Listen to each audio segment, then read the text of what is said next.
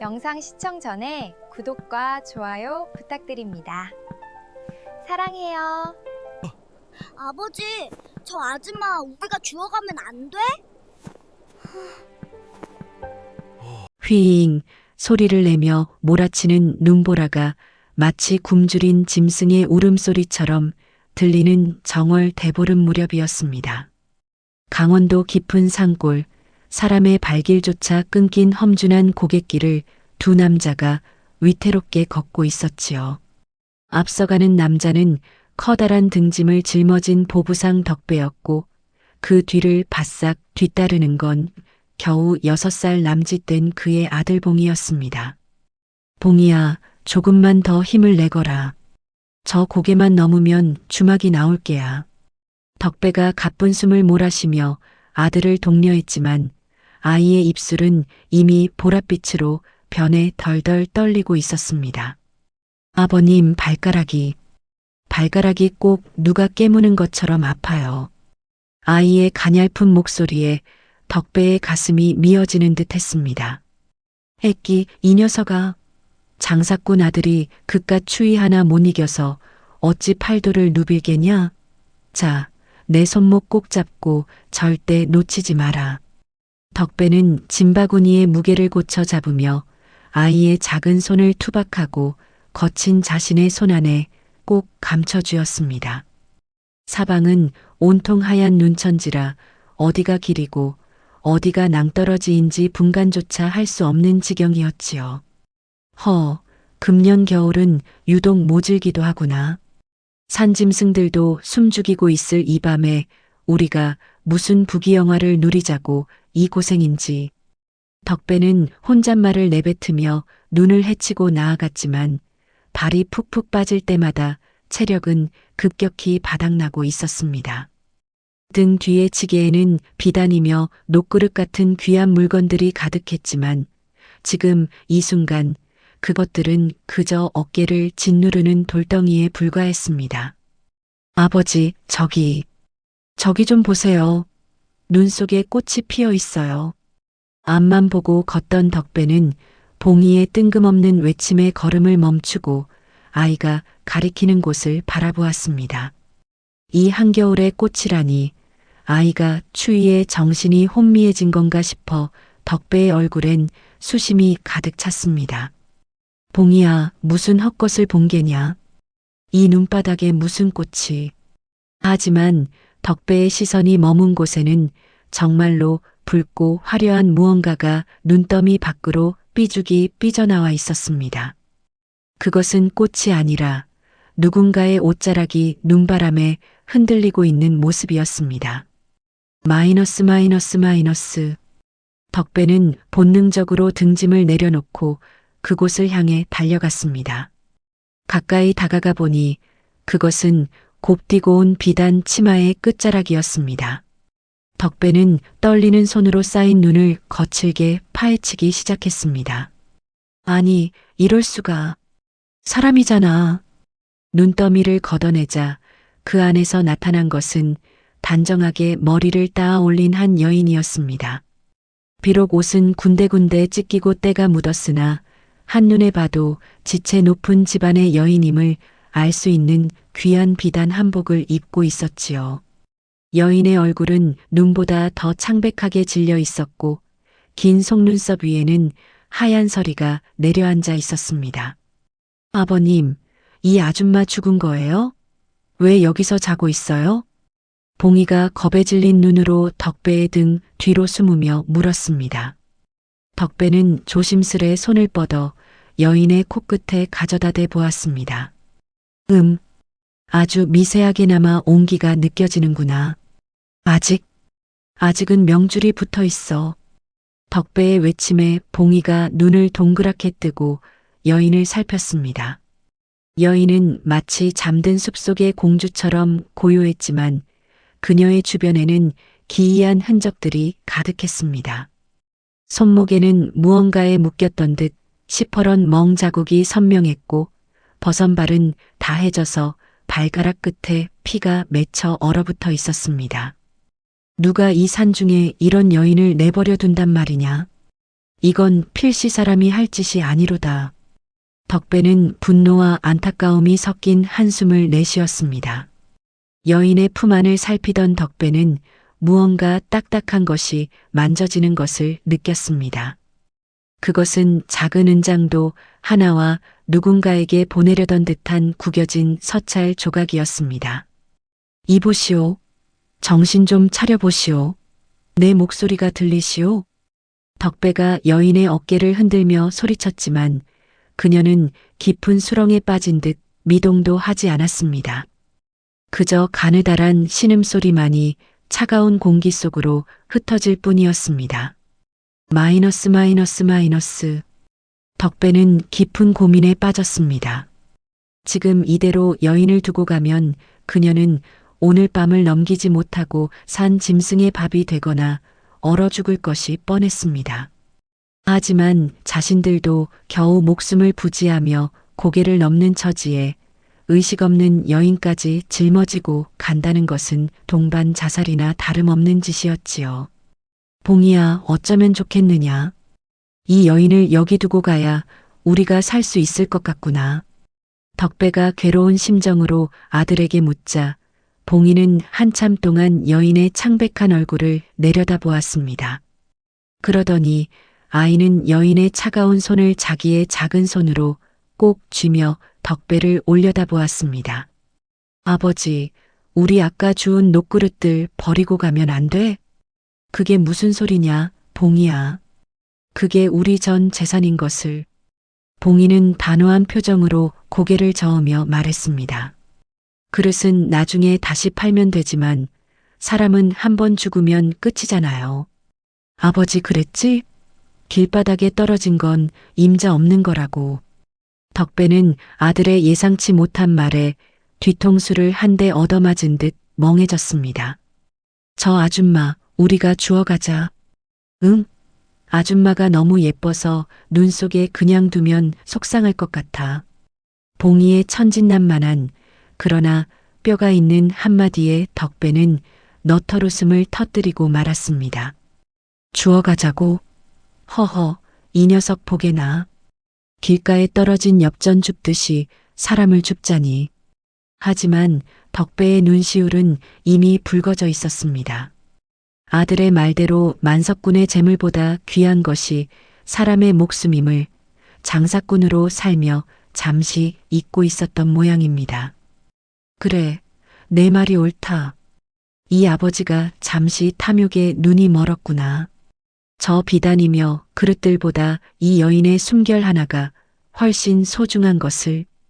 덕배는 결심한 듯 지게를 풀고 그 안에 가득 담겼던 비단 뭉치와 녹그릇들을 눈 속에 묻기 시작했습니다. 아버님, 진짜 다 버려요? 아깝지 않아요?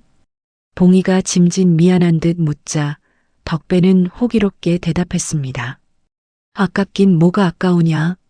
오늘 우리가 줍는 건 물건이 아니라 하늘이 내린 인연이다. 자, 봉이야. 어서 아줌마를 내 등에 올려다오. 마이너스. 덕배는 여인을 등에 업고 다시 지게 끈을 조여맸습니다. 여인의 몸은 얼음장처럼 차가웠고 그녀의 체중이 더해지자 덕배의 무릎은 눈 속으로 더 깊이 박혔습니다. 생각보다 더 무겁구나. 봉이야, 정신 똑바로 차리고 아버니 옷자락 놓치지 마라. 한 걸음 떼기가 천근만근이었습니다.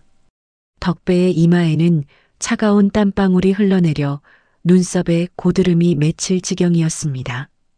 등 뒤에서 느껴지는 여인의 가냘픈 숨소리가 마치 금방이라도 꺼질 듯한 촛불 같아 덕배는 쉴 새 없이 말을 걸었습니다. 이보시오, 세댁. 죽으면 안 돼요. 조금만 참으시오. 내 반드시 따뜻한 아랫목에 눕혀드릴 테니. 하지만 여인의 고개는 힘없이 옆으로 꺾여 덕배의 어깨에 기대어 있을 뿐이었습니다. 그때였습니다. 여인의 저고리깃 사이로 살짝 비친 그녀의 목덜미에 기이한 흉터가 보였습니다. 그것은 채찍에 맞은 듯한 선명한 자국이었습니다. 아니, 양반가 여인의 몸에 어찌 이런 모진 매질의 흔적이 있단 말인가.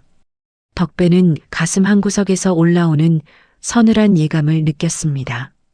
단순히 길을 잃거나 버려진 것이 아니라 누군가에게 모진 고문을 당하고 죽으라고 던져진 것임을 직감한 것이지요. 그 순간 저 멀리 숲속에서 늑대들의 울음소리가 들려왔습니다. 아, 아버지, 늑대예요. 늑대가 우리 따라오는 거 아니에요? 봉이가 겁에 질려 덕배의 바짓가랑이를 붙잡았습니다. 겁내지 마라. 이 애비가 있다. 저 짐승들도 사람의 기세 앞에서는 함부로 덤비지 못하는 법이야. 덕배는 허리춤에 찬 단도를 고쳐쥐며 주위를 경계했습니다.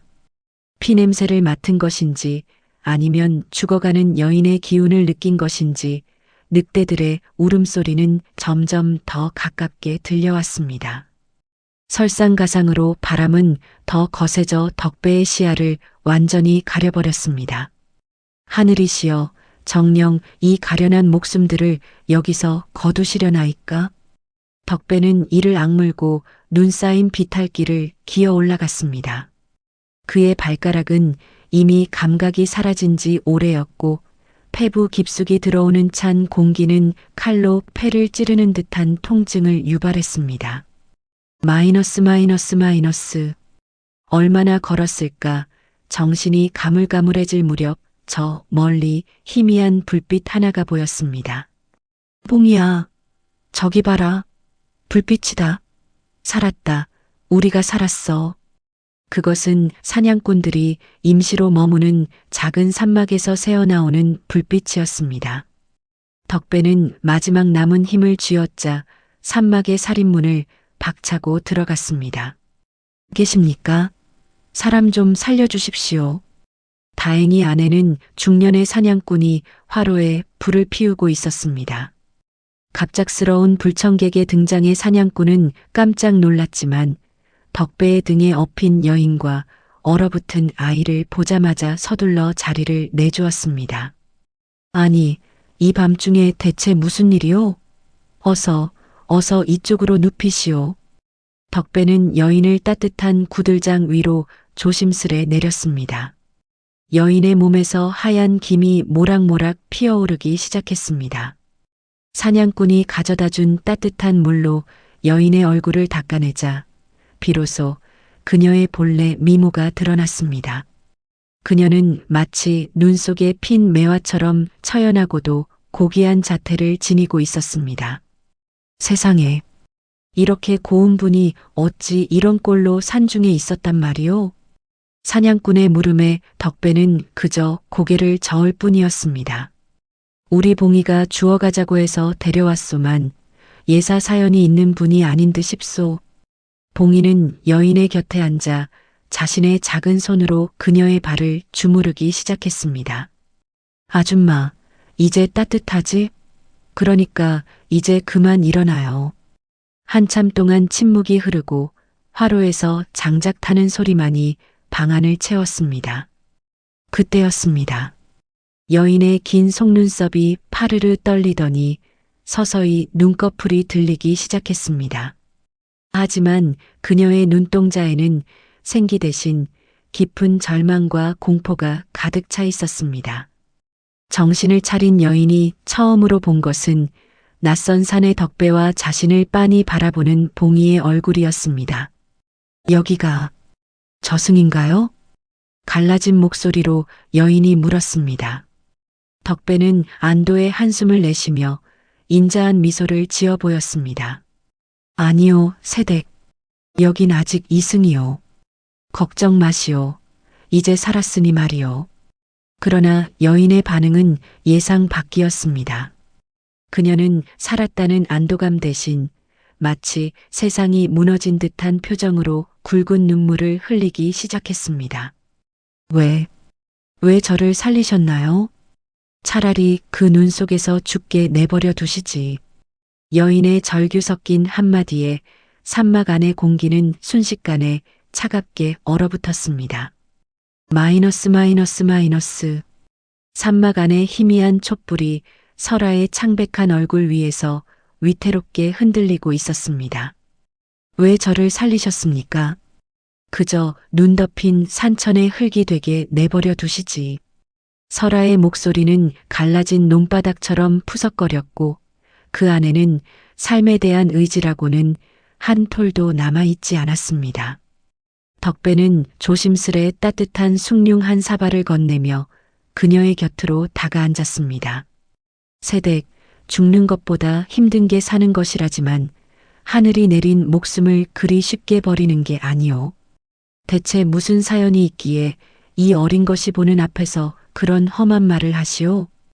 덕배의 꾸짖음 아닌 꾸짖음에 설아는 힘없이 고개를 떨구었습니다. 살아있어 보았자 저는 이미 죽은 목숨이나 다름없습니다. 시댁에서는 저를 서방 잡아먹은 요물이라 부르며 산채로 내쫓았고 친정은 이미 풍비박산 나 돌아갈 곳조차 없으니까요. 그녀의 눈에서 툭 하고 떨어진 눈물이 숭늉 사발 속으로 파문을 일으키며 가라앉았습니다. 설아는 자신이 겪은 지옥 같은 시간들을 하나둘씩 풀어놓기 시작했습니다. 명문가 딸로 태어나 남부러울 것 없이 자랐으나 가문이 영모에 휘말려 몰락하고 빚에 쫓기듯 최진사댁 며느리로 팔려오다시피 한 사연이었습니다.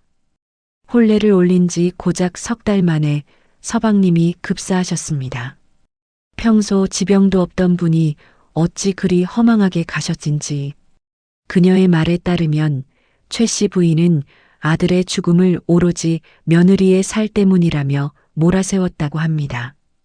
밤마다 소복 차림으로 찬물을 뒤집어 쓰게 하고 아들의 무덤가에서 밤새곡을 하게 하며 인간 이하의 취급을 일삼았던 것이지요. 그것으로도 모자라 가문의 애군을 씻어야 한다며 저를 이 깊은 고갯길에 내버린 것입니다. 사실상 죽으라고 던져진 것이지요. 설아의 가느다란 어깨가 흐느낌으로 잘게 떨렸습니다. 덕배는 말없이 그녀의 이야기를 들으며 주먹을 불끈 쥐었습니다. 세상 천지에 어찌 그런 인면수심의 인간들이 있단 말인가. 분노가 치밀어 올랐지만 지금은 그녀의 마음을 달래는 게 우선이었습니다. 마이너스. 설아의 이야기는 듣는 이의 피를 끓게 만들 만큼 처절했습니다. 시어머니 되시는 최 씨 부인은 보통 독한 분이 아니셨습니다. 아들의 시신이 식기도 전에 제 방에 문구멍을 막고 굶기기 시작하셨지요. 최진사댁은 겉으로는 덕망 높은 양반가라 칭송받았지만 실상은 고리대금과 소장농 수탈로 배를 불린 탐욕스러운 집안이었습니다. 최 씨 부인은 가문의 위세를 이어갈 아들이 죽자 그 화풀이 대상을 힘없는 며느리 설아에게서 찾은 것이었습니다. 어느 날 밤이었습니다. 부인께서 무당을 불러오더니 저를 가리키며 저 요물의 피를 산신께 바쳐야 가문이 산다고 소리를 지르시더군요. 그날 이후 설아는 헛간에 갇힌 채 매일같이 매질을 당했고 결국 기절한 상태로 가마에 실려 이 고갯길에 버려진 것이었습니다. 가마꾼들이 저를 눈바닥에 던지며 비웃던 소리가 아직도 귓가에 생생합니다. 마님께서 너는 죽어서도 귀신이 되어 이 고개를 넘지 말라 하셨다고요. 설아의 목덜미에 있던 흉터는 바로 그 헛간에서 당한 모진 고문의 흔적이었습니다. 이야기를 듣던 사냥꾼도 혀를 차며 분개했습니다. 최진사댁이라면 소문은 익히 들었소만 그리도 잔인할 줄이야. 그 집안 조상들이 무덤 속에서 통곡할 노릇이구려. 덕배는 문득 설아가 품고 있던 은장도와 구겨진 서찰을 떠올렸습니다. 그럼 그 서찰은 무엇이었소? 당신 품 안에서 나온 것 말이오.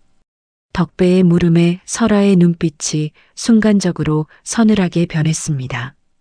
그것은 서방님이 돌아가시기 전 제게 남긴 마지막 유언입니다. 하지만 시어머니는 그것을 빼앗으려 저를 죽이려 했지요. 서찰 속에는 최진사댁이 가문의 영광을 위해 저지른 은밀하고도 추악한 범죄의 증거가 암시되어 있었습니다. 단순한 고부 갈등이 아니라 가문의 명운이 걸린 거대한 비밀이 그 종이 한 장에 숨겨져 있었던 것입니다. 마이너스. 다음 날 아침 눈은 그쳤지만 산골의 아침 공기는 여전히 칼날처럼 날카로웠습니다. 산막의 구들장에서 하룻밤을 보낸 설아는 전날보다 기운을 차린 모습이었습니다. 그녀가 멍하니 창밖의 눈 풍경을 바라보고 있을 때 작은 손 하나가 그녀의 치맛자락을 살며시 잡아당겼습니다. 아줌마, 이거 먹어봐. 내가 아빠 몰래 숨겨둔 엿이야. 봉이었습니다. 아이는 자신의 품 안에서 소중하게 간직했던 누런 엿가락 하나를 내밀었습니다. 설아는 아이의 맑은 눈망울을 보자 가슴 한구석이 찡해지는 것을 느꼈습니다. 얘야, 이건 내가 먹어야지. 나는 괜찮단다. 아냐, 우리 아빠가 그랬어. 예쁜 꽃에는 물을 줘야 하고 아픈 사람한테는 단 걸 줘야 한다고. 아줌마는 지금 너무 말라서 금방이라도 쓰러질 것 같아. 봉이의 천진난만한 걱정에 설아의 입가에 아주 희미한 미소가 번졌습니다. 그녀는 아이가 건넨 엿을 한 입 베어 물었습니다. 달콤한 맛이 입안 가득 퍼지자 오랫동안 잊고 지냈던 온기가 온몸으로 퍼져나가는 기분이었습니다. 고맙구나. 참으로 달구나. 설아는 봉이의 머리를 부드럽게 쓰다듬어 주었습니다. 아이의 머리칼에서 나는 구수한 흙냄새와 사람 냄새가 그녀의 얼어붙은 마음을 조금씩 녹여주었습니다. 아줌마, 이름이 뭐야? 나는 봉이야. 우리 아빠는 덕배고 내 이름은 설아라고 한단다. 눈 속에 핀 꽃이라는 뜻이지. 봉이는 그 이름이 참 예쁘다며 손뼉을 쳤습니다.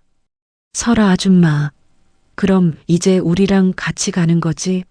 아빠가 아줌마 주워왔으니까 이제 아줌마는 우리 식구야. 아이의 식구라는 말에 설아는 차마 대답하지 못하고 아이를 꼭 안아주었습니다. 생판 남인 이 장사꾼 부자가 자신을 위해 전 재산과 같은 짐들을 버리고 목숨을 걸고 자신을 살려냈다는 사실이 새삼 기적처럼 느껴졌습니다. 죽음만을 생각했던 그녀의 마음속에 아주 작은 삶의 불씨가 다시 지펴지고 있었습니다. 마이너스. 덕배는 산막 뒤편에서 땔감을 패며 깊은 생각에 잠겨 있었습니다. 그의 도끼질은 예사롭지 않았습니다. 단순히 힘으로 내리찍는 것이 아니라 정확한 혀를 짚듯 장작의 결을 따라 우아하게 갈라지는 솜씨였지요. 보시오, 덕배 양반. 솜씨를 보니 평범한 장사꾼은 아닌 듯한데 혹시 군문에 몸담았던 적이 있소? 사냥꾼이 담배를 피우며 넌지시 묻자 덕배는 잠시 멈칫하더니 너털웃음을 지었습니다. 에이, 이보시오. 팔도 강산 안 다녀본 곳 없는 보부상이 산전수전 겪다 보니 몸놀림이 좀 빨라진 것뿐이요. 하지만 덕배의 눈빛은 웃음과는 달리 날카롭게 빛나고 있었습니다.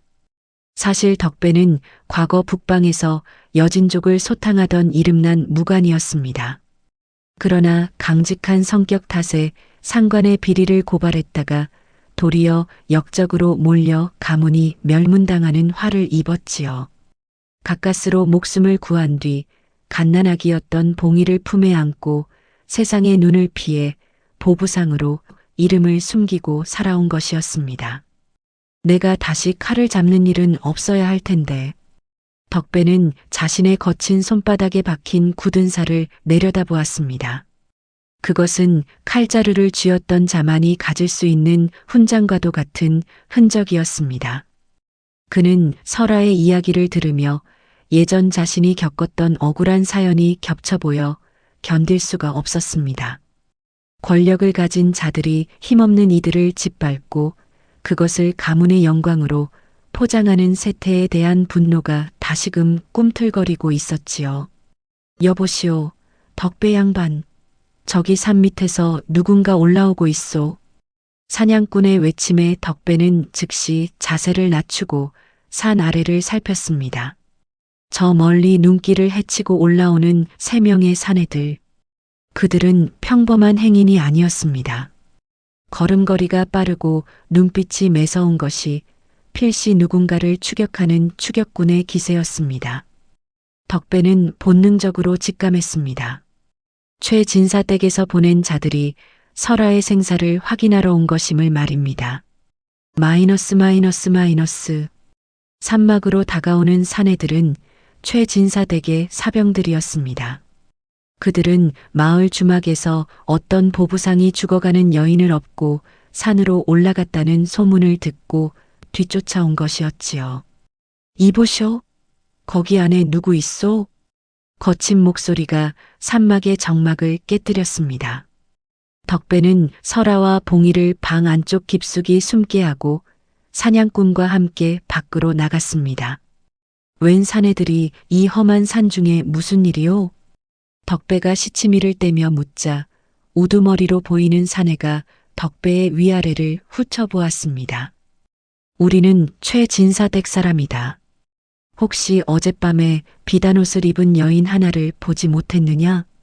사내의 눈빛이 산막 주변을 훑으며 수상한 흔적을 찾으려 혈안이 되어 있었습니다. 여인이라니요? 보시다시피 여긴 사내들 뿐인데 무슨 귀신 신나락 까먹는 소리요. 어젯밤 눈보라에 짐승들도 얼어 죽었을 판에 여인이 어찌 살아남겠소? 덕배는 짐짓 태연하게 대꾸했지만 사내들은 쉽게 물러날 기색이 아니었습니다. 주막 늙은이가 분명히 봤다고 하더군. 지게에 녹그릇 대신 사람을 짊어지고 가더라는 말을.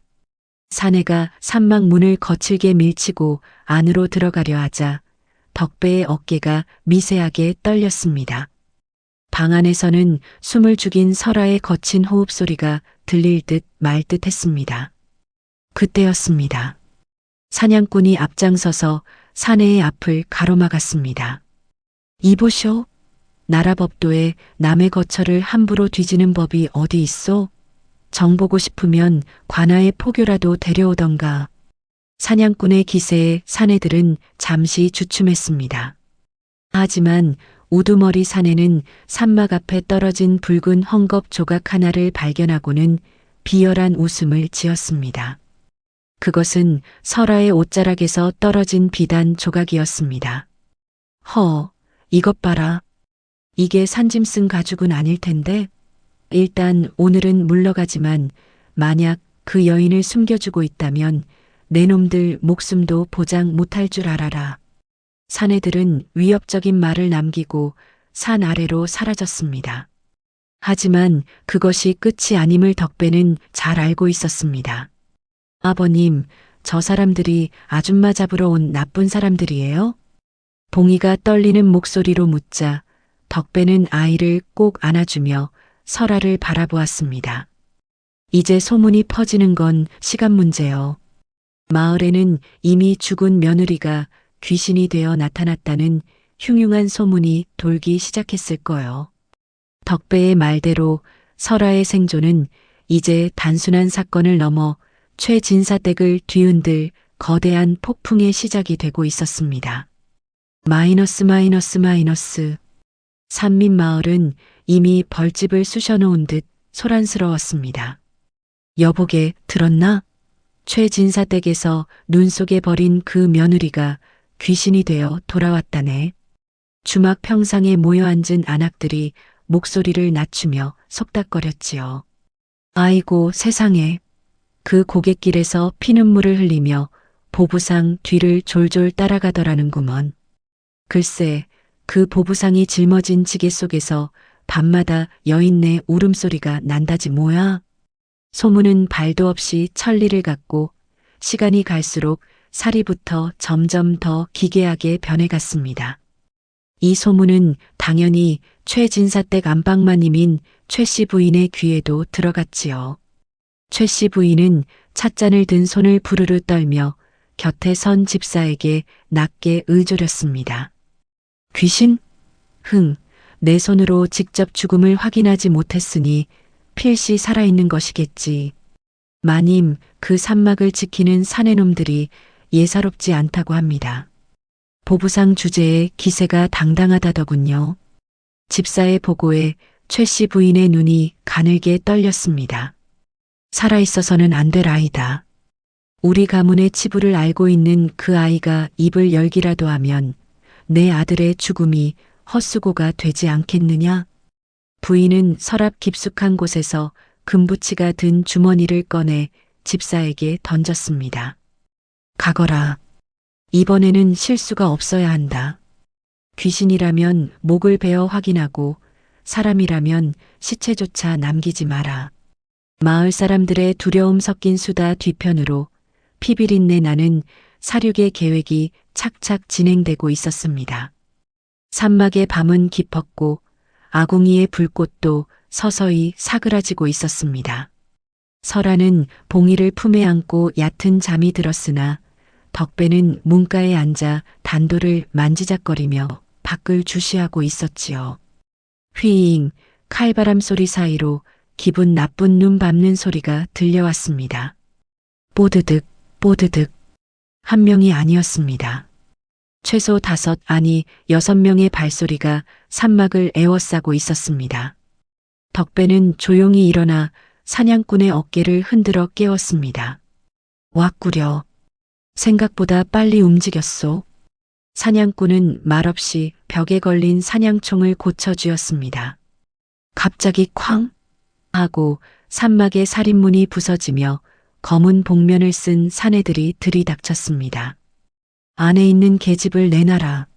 그러면 내 놈들 목숨은 살려줄 터이니. 우두머리 사내가 시퍼런 칼날을 휘두르며 소리쳤습니다. 잠에서 깬 봉이가 울음을 터뜨리려 하자 설아가 떨리는 손으로 아이의 입을 막고 구석으로 몸을 숨겼습니다. 덕배는 천천히 자리에서 일어나 지게 받침되었던 굵은 나무 막대기를 집어들었습니다. 장사꾼이 물건을 팔 때도 주인을 가리는 법인데 하물며 사람 목숨을 어찌 그리 쉽게 내놓으라 하느냐. 덕배의 목소리는 낮았지만 산막 안을 가득 채울 만큼 위험이 있었습니다. 이놈이 죽고 싶은 게냐? 저놈부터 처리해라. 사내들이 일제히 덕배를 향해 달려들었습니다.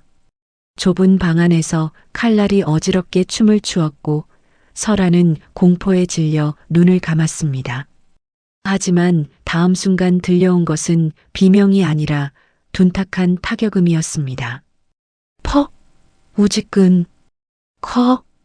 덕배의 나무 막대기가 번개처럼 휘둘러지더니 사내들의 손목과 무릎을 정확히 타격했습니다. 덕배의 움직임은 마치 물 흐르듯 유연했고 한치의 오차도 없이 적의 급소를 찔렀습니다. 이놈 보게 평범한 장사꾼이 아니로구나. 우두머리 사내가 당황하며 칼을 크게 휘둘렀지만 덕배는 가볍게 몸을 비틀어 피한 뒤 사내의 명치를 막대기 끝으로 강하게 찔렀습니다. 사내는 단 한마디 비명도 지르지 못한 채 바닥으로 고꾸라졌습니다. 덕배는 쓰러진 사내들 사이를 유유히 걸어다니며 남은 자들을 차가운 눈빛으로 응시했습니다. 내가 칼을 잡지 않기로 맹세했거늘 내 놈들이 그 맹세를 깨게 만드는구나. 덕배가 막대기를 고쳐 잡고 자세를 잡자 사내들은 본능적으로 느꼈습니다. 눈앞의 사내가 자신들이 상대할 수 있는 수준이 아님을 말이지요. 모두 후퇴해라. 이놈은 괴물이다. 겁에 질린 사내들이 부상당한 동료들을 챙겨 주랭랑을 쳤습니다. 상황이 일단락되자 덕배는 깊은 한숨을 내쉬며 막대기를 내려놓았습니다. 설아는 멍하니 덕배를 바라보았습니다. 자신을 구해준 이 남자가 단순히 친절한 보부상이 아니라 엄청난 힘을 숨긴 무인임을 깨달은 것이지요. 덕배 씨, 당신은 대체 누구십니까? 설아의 물음에 덕배는 그저 씁쓸한 미소만 지을 뿐이었습니다. 그저 자식을 지키려는 애비일 뿐입니다. 세댁, 이제 이곳도 안전하지 않소. 길을 떠나야겠소. 마이너스 마이너스 마이너스. 날이 밝자 세 사람은 사냥꾼의 배웅을 받으며 산막을 내려왔습니다. 덕배는 설아가 품고 있던 그 구겨진 서찰을 조심스레 건네받아 읽어 내려갔습니다. 그 서찰은 설아의 죽은 남편이 죽기 직전 피를 토하며 쓴 고발장이었습니다. 아니, 이럴 수가. 최진사 가문이 나라의 군량을 빼돌려 외놈들과 거래를 했단 말이오? 덕배의 목소리가 경악으로 떨렸습니다. 서찰에는 최진사 가문이 가문의 영광을 위해 저지른 은밀하고도 추악한 범죄의 증거가 암시되어 있었습니다. 아들은 어머니의 악행을 알고 관아에 고발하려 했으나 최 씨 부인이 이를 먼저 눈치채고 친아들에게 독을 먹였던 것이었습니다. 세상에, 어찌 제 자식까지 죽이며 그 부귀영화를 지키려 한단 말인가. 설아는 고개를 저으며 눈물을 흘렸습니다. 제가 그 사실을 알게 될까봐 저를 가두고 매질했던 것입니다. 서방님은 제게 이 서찰을 주며 반드시 한양의 의금부로 전달해 달라 하셨지요. 덕배는 이제야 모든 퍼즐이 맞춰지는 것을 느꼈습니다. 단순한 고부 갈등이 아니라 한 가문의 존망이 걸린 추악한 진실의 싸움이었던 것이지요. 세댁, 이 서찰은 이제 내 목숨보다 소중히 지키겠소. 진실은 눈 속에 파묻을 수 없는 법이니까요. 덕배는 서찰을 품 안 깊숙이 집어넣었습니다. 이제 그들은 쫓기는 자들이 아니라 최진사 가문의 목줄을 쥔 심판자가 되어가고 있었습니다. 하지만 마을로 내려가는 길목에는 더 큰 위협이 기다리고 있었습니다. 마이너스 마이너스 마이너스. 산을 거의 다 내려왔을 무렵 그들은 마을 초입에 있는 주막에서 잠시 목을 축이기로 했습니다.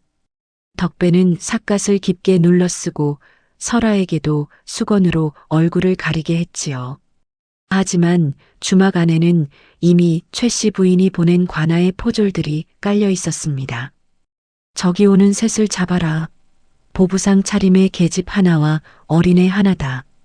누군가의 외침과 동시에 포졸들이 그들을 에워쌌습니다. 주변에서 국밥을 먹던 사람들도 놀라 사방으로 흩어졌습니다. 덕배는 태연하게 봉이를 자리에 앉히고 국밥 한 그릇을 주문했습니다. 이보시오. 나라를 지키는 포졸들이 백성의 밥 먹는 시간까지 방해해서야 되겠소? 덕배의 태연자약한 태도에 포졸들이 주춤했습니다. 내 놈이 죽은 최진사댁 며느리를 유괴한 보부상이냐? 어서 그 계집을 내놓고 항복해라. 포졸의 우두머리가 창 끝을 덕배의 목에 겨누었습니다. 설아는 떨리는 손으로 덕배의 소매를 잡았습니다. 덕배는 국밥 한 숟가락을 입에 넣고 천천히 씹어 삼키더니 포졸 우두머리를 빤히 쳐다보았습니다. 유괴라니요? 나는 길바닥에 버려진 사람을 주었을 뿐이요. 버린 자는 죄가 없고 주운 자가 죄라면 이 나라 법도가 참으로 기묘하구려. 덕배의 일갈에 구경하던 백성들 사이에서 웅성거림이 일었습니다. 맞는 말이네. 죽으라고 내던진 사람을 살려준 게 무슨 죄야. 군중들의 여론이 덕배 쪽으로 쏠리자 포졸 우두머리의 얼굴이 불그락푸르락 변했습니다. 닥쳐라. 마님께서 명령하셨다. 저놈들을 당장 압송하라. 일촉즉발의 순간 덕배의 손이 밥상 위에 놓인 젓가락으로 향했습니다. 그의 눈빛은 이미 평범한 장사꾼의 것이 아니었습니다. 마이너스 마이너스 마이너스. 달빛조차 구름 뒤로 숨어버린 칠흑 같은 밤이었습니다. 최진사댁 대문 앞에는 기이한 안개가 자욱하게 깔려 있었고 평심기세등등하던 수문장들도 까닭 모를 오한에 몸을 떨고 있었지요. 그때 안개를 헤치고 하얀 소복 차림의 여인이 천천히 걸어왔습니다. 저게 뭐야? 설마 산에 버려진 그 며느님 아니야? 포졸들과 하인들이 비명을 지르며 뒷걸음질 쳤습니다. 설아는 아무런 표정 없이 그러나 서슬퍼런 눈빛으로 대문을 통과해 안채를 향해 걸어갔습니다. 그 뒤를 삿갓을 깊게 눌러 쓴 덕배와 그의 옷자락을 꼭 잡은 봉이가 묵직한 발걸음으로 따르고 있었지요. 어느 놈이 감히 이 밤중에 소란이냐? 최 씨 부인이 방 안에서 고함을 치며 문을 획 열어젖혔습니다.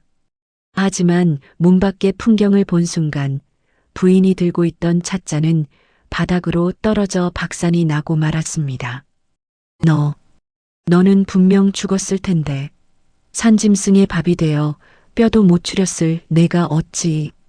부인의 입술이 파르르 떨렸고 얼굴은 순식간에 흑빛으로 변했습니다. 설아는 한 걸음씩 다가가 부인의 눈을 똑바로 응시했습니다. 어머님, 제가 귀신으로 보이십니까? 아니면 어머님의 죄가 만든 환영으로 보이십니까?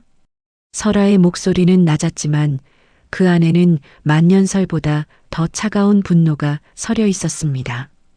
최 씨 부인은 애써 정신을 차리려는 듯 집사를 불렀지만 이미 덕배에게 제압당한 집사와 포졸들은 마당 구석에 처박혀 신음하고 있을 뿐이었지요. 마이너스.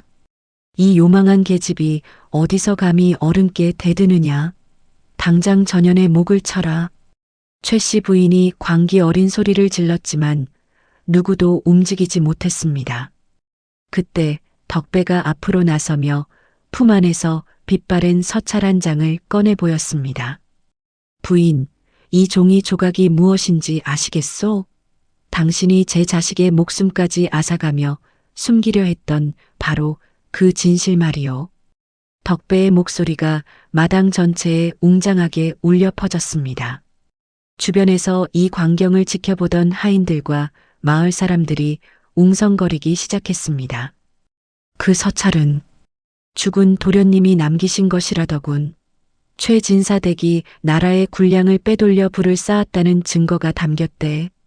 누군가의 외침에 최 씨 부인의 눈동자가 심하게 흔들렸습니다. 덕배는 서찰의 내용을 하나하나 낭독하기 시작했습니다. 군량을 빼돌려 외상과 거래한 날짜, 뇌물을 주고받은 관원들의 이름, 그리고 이를 발설하려던 아들에게 독을 먹인 비정한 어미의 행적까지. 아니야. 그건 다 조작된 것이다. 저 보부상 놈이 우리 가문을 모함하려고 꾸민 짓이야. 최 씨 부인은 발악하며 서찰을 빼앗으려 달려들었지만 덕배는 가볍게 그녀를 따돌렸습니다. 진실은 눈 속에 파묻어도 봄이 되면 드러나는 법이지요. 당신의 탐욕이 이 가문을 무덤으로 만들었소. 설아는 눈물을 흘리며 소리쳤습니다. 어머님, 서방님은 마지막 순간까지 어머님이 뉘우치기를 기다리셨습니다. 하지만 당신은 제게 모든 죄를 뒤집어 씌우고 저를 죽이려 하셨지요. 마당 가득 모여든 사람들의 야유와 비난이 최 씨 부인을 향해 쏟아졌습니다. 마이너스. 그때 대문 밖에서 웅장한 말발굽 소리와 함께 관아의 사또와 포교들이 들이닥쳤습니다. 덕배가 미리 사람을 보내 안행 중이던 감찰사에게 이 모든 사실을 알렸던 것이지요. 최 씨 부인을 당장 결박하라. 나라의 근간을 흔든 대역죄와 살인 혐의로 문초하겠다. 사또의 서슬퍼런 명령에 최 씨 부인은 그제야 다리에 힘이 풀린 듯 주저앉았습니다. 내가 어떻게 일군 가문인데 한낱 며느리년과 장사꾼 놈 때문에 무너지다니. 부인은 끝까지 자신의 죄를 뉘우치지 못한 채 끌려갔습니다. 최 진사댁의 화려한 기와지붕 아래 숨겨졌던 온갖 부정과 비리들이 낱낱이 파헤쳐지기 시작했습니다. 설아는 시어머니가 끌려가는 뒷모습을 보며 긴 한숨을 내뱉었습니다. 원망도 미움도 그 숨막히던 고통도 그 한숨에 섞여 허공으로 흩어지는 듯 했습니다. 덕배는 설아의 어깨에 손을 얹으며 위로를 건넸습니다. 새댁 고생 많았소. 이제 당신을 올가매던 그 지옥 같던 굴레에서 벗어난 것이요. 봉이도 설아의 손을 꼭 잡으며 밝게 웃어 보였습니다. 설아 아줌마, 이제 저 무서운 할머니 안 봐도 되는 거지? 그럼 우리 이제 같이 맛있는 거 먹으러 가자. 아이의 해맑은 목소리에 설아는 참아왔던 뜨거운 눈물을 터뜨리고 말았습니다. 그것은 슬픔의 눈물이 아니라 새롭게 시작될 삶을 향한 희망의 눈물이었습니다. 마을 사람들은 설아의 손을 잡으며 그동안 오해해서 미안했다며 머리를 숙였습니다. 죽음의 고개를 넘어 돌아온 며느리는 이제 마을의 영웅이자 진실의 상징이 되었습니다. 모든 일이 정리된 후 덕배와 봉이 그리고 설아는 다시 길을 떠날 채비를 마쳤습니다. 관아에서는 설아에게 최진사 댁의 재산 일부를 돌려주려 했으나 설아는 이를 모두 거절하고 가난한 소장농들에게 나누어 주도록 했습니다. 저는 이제 그 무거운 금부치들보다 이 가벼운 등짐장이의 삶이 더 소중합니다. 설아는 비단옷 대신 수수한 무명옷을 입고 머리에는 정갈한 수건을 둘렀습니다. 그녀의 모습은 더 이상 기품 있는 양반과 며느리가 아니라 씩씩하고 아름다운 길 위의 여인이었지요. 덕배는 눈 속에 묻어두었던 녹그릇과 비단 대신 새로운 희망을 지게에 실었습니다. 봉이야, 설아 아줌마 잘 챙겨야 한다. 이제부터는 우리가 이분의 가족이니까 말이다. 당연하지, 아빠. 내가 아줌마 호위무사 할 거야. 봉이는 나뭇가지를 칼처럼 휘두르며 앞장서 달려갔습니다. 세 사람은 마을 사람들의 따뜻한 배웅을 받으며 다시 그 험한 고갯길을 향했습니다. 겨울은 어느덧 끝자락을 보이고 있었고 차가운 바람 사이로 미세하게 봄의 기운이 섞여들고 있었습니다. 길 위에서 만난 세 사람은 피 한 방울 섞이지 않았지만 서로의 상처를 보듬으며 세상 그 무엇보다 단단한 유대를 맺게 되었습니다. 덕배는 보부상 타령을 흥얼거리며 발을 내디뎠고 설아는 그의 노래에 맞춰 나지기 화음을 넣었습니다. 길은 여전히 멀고 험하겠지만 함께 걷는 이들이 있기에 더 이상 두렵지 않았습니다. 마이너스. 시간이 흘러 세 사람이 처음 만났던 그 고갯길에도 파릇파릇한 새싹이 돋아나기 시작했습니다. 눈이 녹아 흐르는 시냇물 소리가 사냐를 깨우고 매화꽃 향기가 바람을 타고 퍼져나갔지요. 덕배는 고갯마루에 서서 잠시 땀을 닦으며 뒤를 돌아보았습니다. 저 멀리서 봉이와 설아가 서로 장난을 치며 올라오고 있었습니다. 아버지, 저기 봐요. 진짜 꽃이 피었어요. 봉이가 가리킨 곳에는 설아의 이름처럼 하얗고 고운 꽃들이 흐드러지게 피어 있었습니다. 설아는 그 꽃들을 보며 환하게 미소 지었습니다. 눈 속에서 죽어가던 그녀를 주워가자고 했던 아이의 그 한마디가 한 여인의 목숨을 구하고 한 사내의 삶에 의미를 주었습니다. 덕배 씨, 봉이야. 저를 살려주셔서 그리고 제 가족이 되어주셔서 참으로 고맙습니다. 설아의 진심 어린 말에 덕배는 너털웃음을 터뜨리며 대답했습니다. 세댁, 아니 이제는 우리 봉이 어머니라 불러도 되겠소? 우리가 당신을 구한 게 아니라 당신이 우리 부자의 거친 삶에 꽃을 피워준 것이오. 세 사람은 서로의 손을 꼭 맞잡고 고개를 넘었습니다. 그들의 뒷모습 위로 따사로운 봄 햇살이 내리쬐고 있었습니다. 인생이라는 험한 산맥을 넘다 보면 누구나 눈보라를 만나고 길을 잃기도 합니다.